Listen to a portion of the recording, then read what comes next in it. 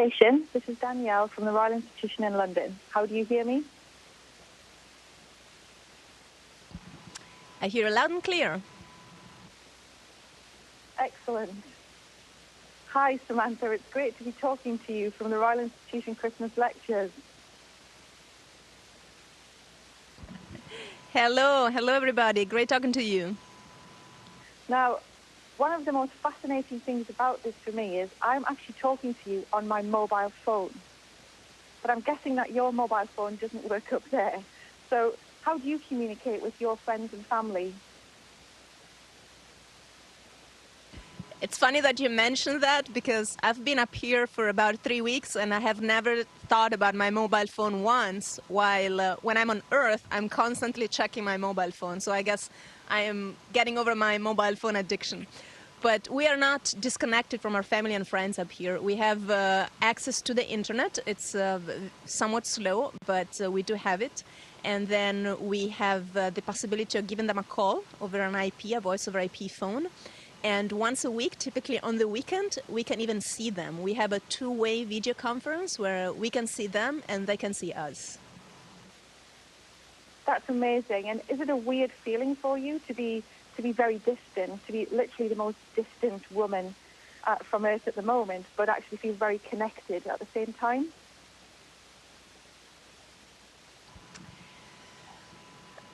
I guess, I've come to expect it to be this way because the ISS, the space station, has been very well connected for years now. So sometimes I find it, even paradoxical when people think about my job as being an astronaut on the space station as being very isolated. And it's true that physically, of course, I am very far away. But compared to many other jobs, I actually have really good possibilities of connections. I'm thinking about people who, I don't know, are deployed on submarines or are doing winter overs in Antarctica. I think we on the space station are way more connected with Earth and with our fellow human beings and friends and family than those folks are. Yes, I think you're right. So in these lectures, we are talking about communication and the limitations of communication. And it's really wonderful that we can hear and see you from space. But that's just using two of our senses. And so what we're trying to explore in the lectures is, can we go to the next level and use our other senses to communicate? So wouldn't it be great to be able to reach out and touch somebody who wasn't there? And share an experience of all of the rest of their senses. For you in space, what is the next big goal or challenge in terms of communication? Well, I can think of simple things like, for example, right now we don't have continuous coverage on board in terms of satellites. Sometimes our antennas are just not able to pick up a satellite for a few minutes, sometimes even 10, 15 minutes. And so we, for that period of time, we say we are in loss of signal, so we lose communication. So one next step could be to have continuous coverage. Another next step could be to make it easier on board, for example, having wireless headsets. While now, most of the time, we use headsets or microphones that are connected via a long cable. But then, of course, what you say is interesting, to be able to see the world through somebody else's eyes or even being able to touch them. I think there is an interesting technology demonstration which is co-developed by ESA, which is going to fly with a fellow European astronaut of mine, Andrew Mogensen, next year. So I'm not too involved with it, so I hope I'm not saying anything misleading. But I think the point is really that, to try and demonstrate that technology, sort of an augmented reality technology where people on the ground can see what the astronaut sees, and the astronaut can have overlays that augment reality with information that can be sent from the ground. Well, that all sounds absolutely fantastic and very, very fascinating, and I'm sure it would inspire the next generation of scientists and engineers to get into that work, which is what we want to do in the Christmas lectures. So from your point of view, what should the next generation of engineers and scientists be working on to help achieve those communication goals that you need from space?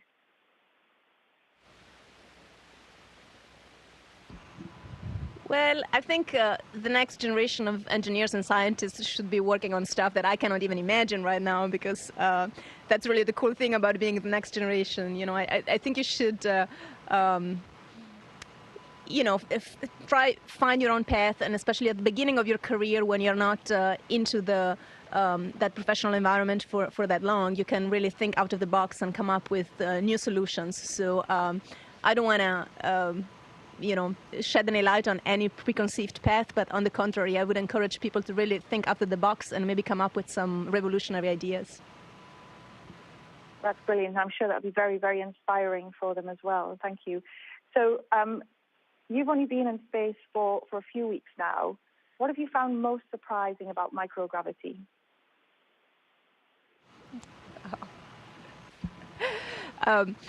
I guess I'm surprised by how much I have enjoyed it. I am enjoying it. I thought, you know, it would be something that would be fun for a few days and then I would just get used to it and get over it. But, you know, it's just, I keep enjoying it so much. This feeling of floating, it's something so new and different from what we're used to. And, you know, sometimes I find myself thinking that it had never been different, that I've been floating all my life, but of course that's not the case. And I find myself exploring new ways of, you know, controlling my body and my attitude and my orientation and flying through the station. So it's been a lot of fun. I'm not very good at it yet, so that's fun too, that I'm learning every day. That's good. So can you do some practice now? Because I'm sure all of the audience would like to know, have you perfected your somersault yet?